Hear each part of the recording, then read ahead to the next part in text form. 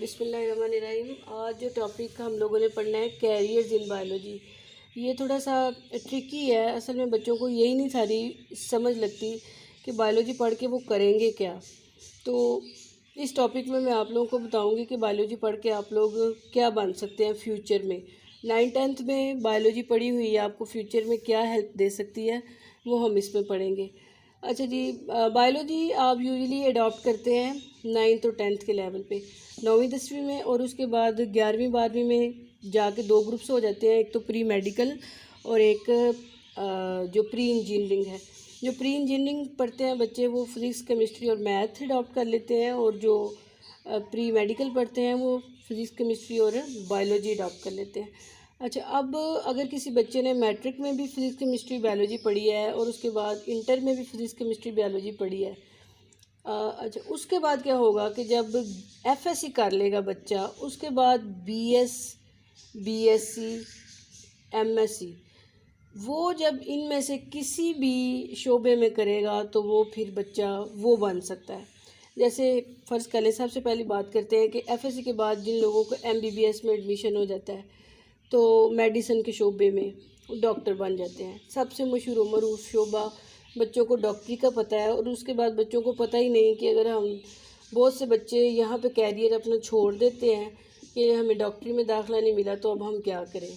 لیکن ڈاکٹری اب لاکھوں لوگ ہیں جو پڑھتے ہیں، لیکن ڈاکٹر تو صرف 3000 4000 ہر سال سیٹیں جو ہے وہ نکلتی ہیں۔ اس کے بعد باقی لوگوں نے بھی تو کہیں جانا ہے نا، ان کے لیے اور بہت سے شعبے ہیں۔ اچھا، یہ تو آپ کو سمجھ آ گیا کہ سب سے پہلا شعبہ جو ہے وہ میڈیسن ہے، ڈاکٹر بن سکتا ہے بچہ بایولوجی پڑھ کے۔ کب؟ میٹرک میں، ایف ایس سی میں، اور اس کے بعد ایف ایس سی کے بعد ایم بی بی ایس میں داخلہ ہو جاتا ہے۔ یہ کلیئر ہو گیا۔ اچھا، اس کے بعد اگلا شعبہ ہے ایگریکلچر کا، محکمہ زراعت۔ پنجاب کے اندر پورا محکمہ ہے ایگریکلچر کا، زراعت کا۔ اب ہوتا کیا ہے کہ ایگریکلچر کا ایک کورس بھی ہے، کہاں؟ بی ایس سی کے لیول پہ۔ ایف ایس سی کے بعد بہت سے بچے بی ایس کرتے ہیں ایگریکلچر میں، بی ایس یا بی ایس سی، اس کے بعد ایم ایس یا ایم ایس سی۔ تو اس کے بعد 16 سالہ تعلیم مکمل کرنے کے بعد، یعنی کہ B S M S C کرنے کے بعد یا ایم ایس کرنے کے بعد، ان کو محکمہ زراعت میں نوکریاں ملتی ہیں، گریڈ 16 کی، گریڈ 17 کی۔ تو اگر آپ ڈاکٹر نہیں بن سکے تو کوئی بات نہیں، آپ ایگریکلچر میں بی ایس سی کر لیں، ایم ایس سی کر لیں، ٹھیک ہے؟ تو اس کے بعد اس محکمے میں آپ نوکری کر سکتے ہیں، گریڈ 16 کی یا گریڈ 17 کی۔ اچھا، اس کے بعد ایک بہت ہی مشہور و معروف ہمارے پاس محکمے، یہ محکمے میں نے لکھے ہوئے ہیں، اس طرح محکمہ یہ تو ڈاکٹر تو کرتے ہیں نا محکمہ صحت میں، یہ محکمہ زراعت ہے۔ اب یہ محکمہ ماہی پروری، fisheries, wildlife and fisheries کا ڈپارٹمنٹ ہے پنجاب کے اندر۔ اس میں کیا کرتے ہیں، اسی میں اس فشریز کے محکمے میں بھی گریڈ 16 کی، گریڈ 14 کی، گریڈ 17 کی نوکریاں ملتی ہیں، assistant director fisheries, director fisheries. اب کرتے کیا ہیں کہ یہی بچے ایف ایس سی کے بعد بی ایس سی یا ایم ایس سی کرتے ہیں فشریز میں، اور اس کے بعد جب ان کی 16 سالہ تعلیم یعنی کہ ایم ایس سی مکمل ہو جاتی ہے تو وہ اپلائی کر سکتے ہیں فشریز ڈپارٹمنٹ میں، تو ان کو 16ویں گریڈ کی یا 14ویں کی یا 17ویں کی نوکری مل سکتی ہے۔ انگلش میں فشریز کہتے ہیں، اردو میں ماہی پروری۔ عام ہے میڈیسن، ایگریکلچر، فشریز، ان تینوں میں تو عام جو ہے وہ آپ کو جاب جو ہے وہ بڑے آرام سے مل جاتی ہے۔ اس کے بعد ایک اگلا شعبہ ہے اینیمل ہسبینڈری۔ آپ نے سنا ہوگا جانوروں کے ڈاکٹر۔ تو ایف ایس سی کے بعد جو ہے وہ بہت سی یونیورسٹیاں یہ والے کورس بھی آفر کرتی ہیں، جس میں آپ اینیمل ہسبینڈری پڑھتے ہیں کہ کس طرح پالتو جانوروں کی افزائش کی جا سکتی ہے، اور کئی دفعہ ان کی بیماریوں کے بارے میں بھی بتاتے ہیں۔ تو یہاں آپ یہ بھی بن سکتے ہیں۔ بہت سے لوگ ہمارے ایسے بھی ہیں جو اب جن کو ہم جانوروں کے ڈاکٹر کہتے ہیں، اپنے پالتو جانوروں کو، بلی کتے جب بیمار ہو جائیں تو ان کے پاس لے کے جاتے ہیں، ٹھیک ہے؟ اس کے بعد اس کا شعبہ جو ہے وہ اپنا نہیں ہے، ٹھیک ہے؟ ایگریکلچر کے اندر ہی ان کی نوکریاں جو ہیں وہ آتی ہیں، تو اس میں یہ بندہ نوکری کر سکتا ہے۔ اس کے بعد ہارٹیکلچر باغبانی کو کہتے ہیں۔ باغبانی کا مطلب ہے کہ کس طرح باغ لگائے جا سکتے ہیں۔ آپ کو پتہ ہے آموں کے باغ، امرودوں کے باغ، مالٹوں کے باغ، سارے یہ باغ ہوتے ہیں۔ تو کس طرح کتنے ایریے پہ باغ بنانے چاہیے، کتنا اس سے آؤٹ پٹ ملے گی، یعنی کہ اگر 10 آم کے درخت لگائیں تو اس سے سالانہ کتنے آم پیدا ہوں گے. تو یہ سارا جو ہے وہ ہارٹیکلچر میں پڑھتے ہیں. تو آپ ایف ایس سی کے بعد B S C M S C horticulture میں بھی کر سکتے ہیں اور آپ کو ہارٹیکلچر کے محکمے میں جاب مل سکتی ہے. یہ علیحدہ محکمہ ہے پنجاب ہارٹیکلچر اتھارٹی PHA، جو پورے ملک میں پارکس اور جو باغ ہیں ان کا دھیان کرتی ہے. اس میں گریڈ 14 16 17 کی نوکریاں جو ہیں وہ آپ کو مل سکتی ہیں. اس کے بعد ہے فارمنگ. یہ والا علیحدہ شعبہ نہیں ہے، ایگریکلچر کے انڈر ہی آتا ہے. اس میں آپ سیکھتے کیا ہیں؟ سیکھتے یہ ہے کہ فارم کس طرح بنائے جاتے ہیں. جس طرح مرغی فارم ہے، پولٹری فارم ہے، فروٹ فارم ہے.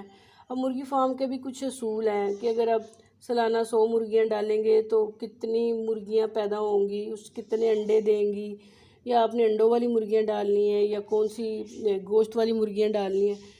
تو یہ فارمنگ کے اندر ہم یہ پڑھتے ہیں. یہ تو میں چکن کی بات کی. آگے فروٹ فارمز بھی، جیسے فروٹ فارم کون سے فروٹ، یہ جو آپ کے جتنے بھی فروٹ آپ کھاتے ہیں ان کے فارمز ہوتے ہیں.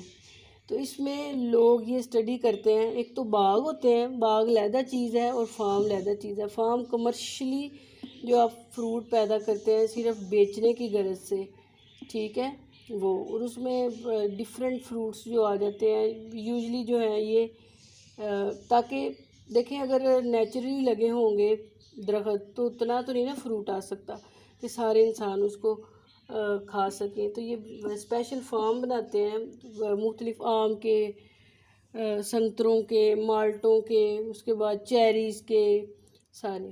تو یہ بندہ یہ اسٹڈی کرتی ہے کہ فارم کیسے بنائے جاتے ہیں، ان میں بینیفٹ کیا ہے اور لاس کیا ہے. اس کی نوکری آپ کو ایگریکلچر کے محکمے جو ہے وہ ملتی ہے. اسی طرح فورسٹری ہے، ایک پورا باقاعدہ جو ہے وہ محکمہ بنا ہوا ہے، محکمہ جنگلات پنجاب. تو اس میں ہم فورسٹ کے بارے میں پڑھتے ہیں. جیسے چانگا مانگا ایک آرٹیفیشل فورسٹ ہے، آپ کو یاد ہوگا.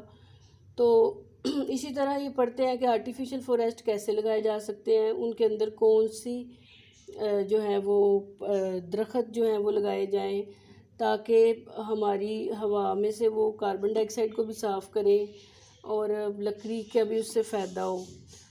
تو اس میں جو پہلے جنگل موجود ہیں ان کی حفاظت کیسے کرنی ہے اور اگلے جنگل کیسے لگانے ہیں، یہ سارا فورسٹری میں پڑھتے ہیں.